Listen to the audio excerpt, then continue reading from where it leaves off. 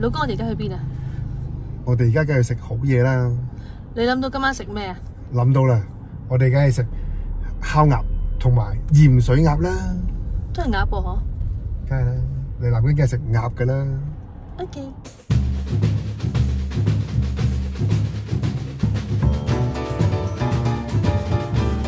咁呢間餐廳咧就叫做小廚娘。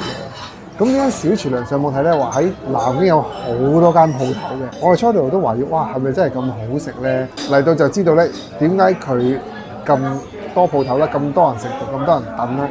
首先講佢嘅裝修啦，佢唔會有大廳啦。以呢一間分店嚟計咧，你見到佢咧，大部分嘅座位咧都係有嘢隔開嘅。咁佢嘅私密度就會好高嘅。好似我哋而家呢個位咁樣咧，其實佢周圍間咗埲牆啦，咁啊坐得好舒服，所以好多人喺度食啦。咁另外就係咧嚟到嘅時候咧，其實少少麻花啊、山楂條啊嗰啲咁嘅嘢，咁啊同埋佢飲嗰杯茶咧，其實呢杯茶係幾好飲嘅喎，呢杯茶。佢一杯紅茶咧係幾好飲嘅，同埋佢嘅服務都好唔錯嘅，所以唔怪得知呢間小廚娘咧喺南京有咁多分店啦。咁我今日點咗啲乜嘢咧？點咗個咧三色臘味煎鍋巴、淮揚燙乾絲。嚟到南京梗係食烤鴨㗎啦，咁啊點咗個金陵脆皮烤鴨。仲有咧，南京人好中意食蓮藕嘅，咁我哋又點咗個桂花蜜汁藕。咁啊佢裏邊就塞咗啲糯米咁樣嘅。同埋嚟南京咧必食嘅就係鹽水鴨，我哋都嗌咗一份鹽水鴨嘅。嚟到南京咧都係食淮揚菜嘅。咁除咗食南京嘢之外咧，揚州嘢都好出名嘅。咁啊當然揚州咧。我哋一定要食揚州炒飯，我哋都嗌咗係揚州炒飯。試下個鍋巴先，咁佢鍋巴咧，咁佢有白糯米同埋黑糯米啦。咁啊煎咗之後咧，佢就配兩款臘味嘅，一個係臘肉，一個係臘腸。咁你食嘅時候咧，就係一塊鍋巴啦，跟住咧好似 pizza 咁樣，將一啲肉咧擺喺塊鍋巴上面食嘅。佢嗰塊臘肉咧幾靚嘅喎。佢脂肪同埋肉咧係一半半嘅，係唔會全部肉啦，或者全部都係脂肪啦。咁啊臘肉都幾正，咁啊擺喺個鍋巴上面，係啦，擺喺鍋巴上面試下先，都未咁樣食過。哇，佢鍋巴咧就煎得好脆嘅，嗰個糯米好香咯。跟住咧嗰個臘肉咧其實幾香喎，臘肉都好香啊！佢唔會好鹹，係好香嘅臘肉，哇！呢都未真係未試過咁樣食法，幾得意幾有趣呢個食物，好似正咯。我好中意食鍋巴，但係糯米嘅鍋巴都好少食到啦。跟住再加埋臘味臘肉，哇，好正咁樣。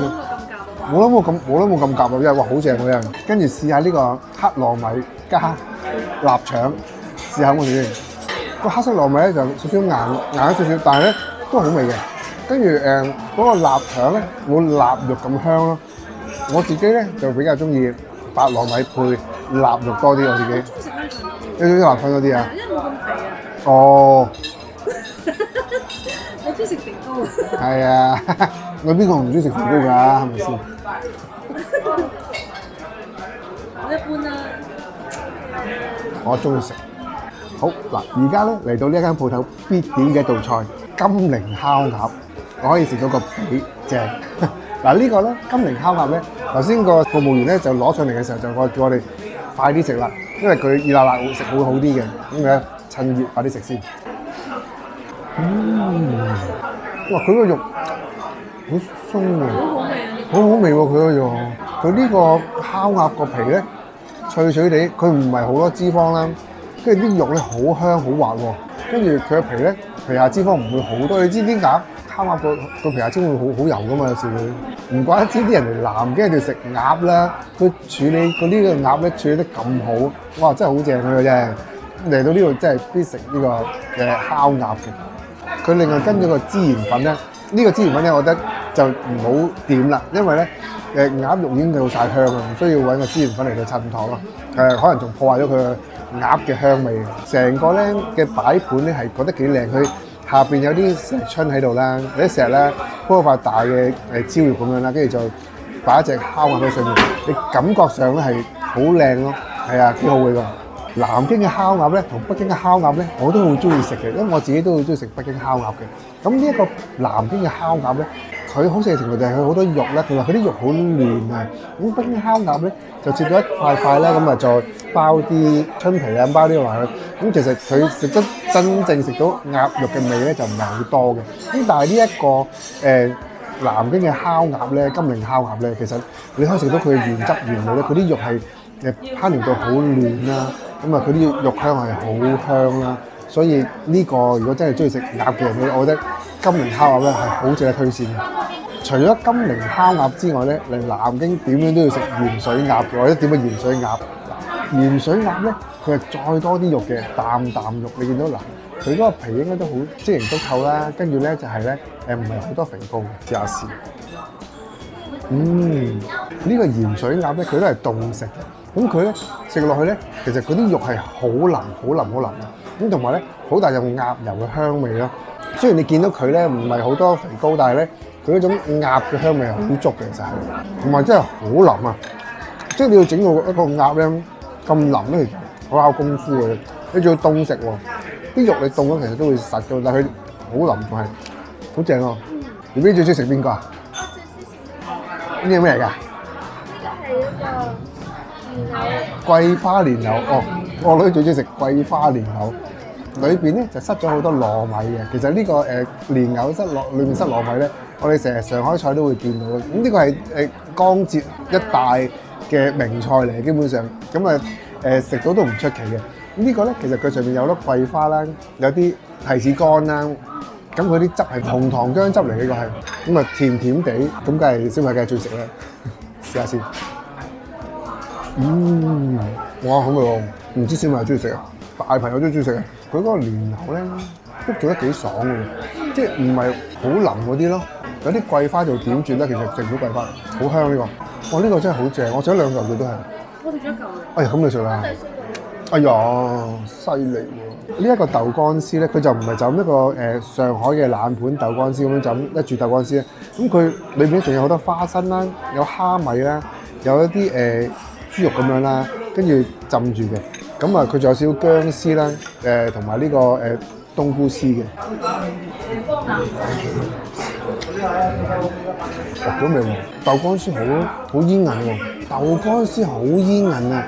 跟住佢用啲醬油汁嚟浸住啦，加埋啲花生，唔一樣，完全唔一樣。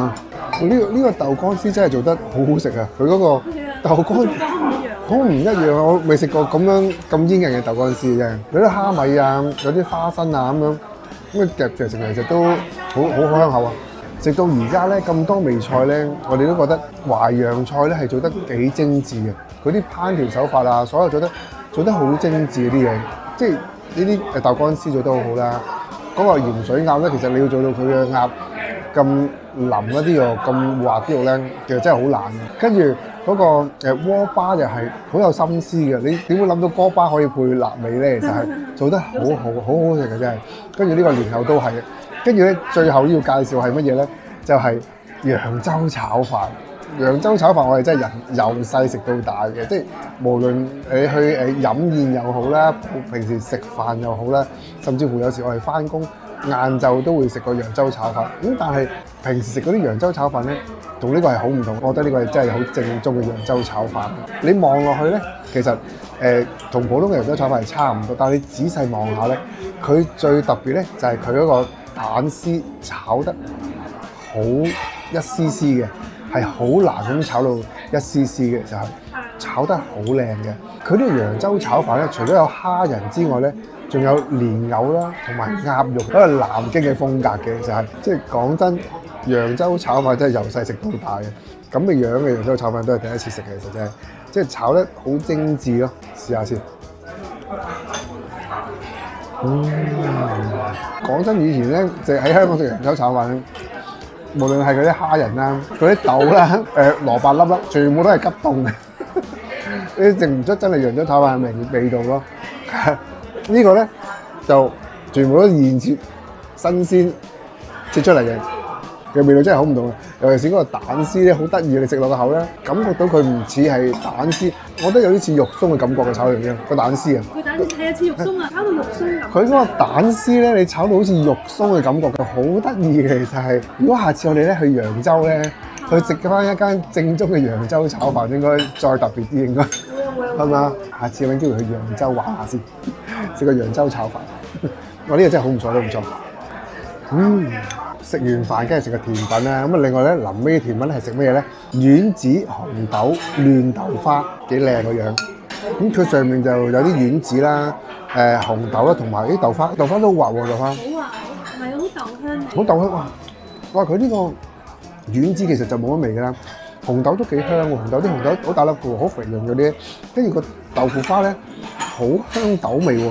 丸子其實好多餘喺呢個甜品裏邊，丸子係路過跌咗落去，我覺得唔應該喺裏邊嘅，應該係得紅豆加豆花咯。如果呢間鋪頭嘅老闆知道嘅話咧，唔該下次唔好落丸子啊，淨係紅豆加豆花就 O K 嘅啦。南京呢個地方咧係好有文化嘅，所以佢做出嚟啲菜式咧都好精緻嘅。所以嚟到南京咧，我覺得點都要食呢個烤鴨啦，同埋鹽水鴨嘅。仲有我今日點咗嗰啲菜式，我覺得都好滿意嘅。再叫多 round 都冇問題。好啦，呢一餐就食得差唔多啦，我哋下一餐再見啦。